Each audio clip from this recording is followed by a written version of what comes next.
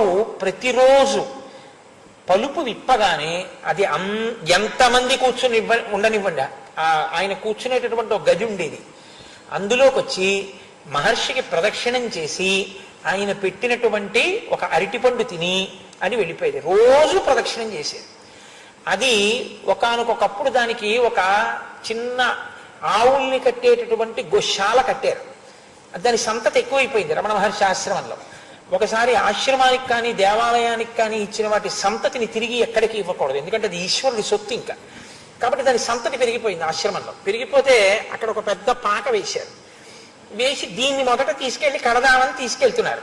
ఇది కొత్తకి భయపడి లోపలికి వెళ్లకుండా ఒక్కసారి ఆ ముక్కు తాడు పట్టుకున్నారు. దానికి ఆ ముక్కు తాడుకి నలిగి రక్తం కారుతుండగా తప్పించుకొని పరిగెత్తకుంటూ రమణ మహర్షి దగ్గరికి వచ్చేసింది.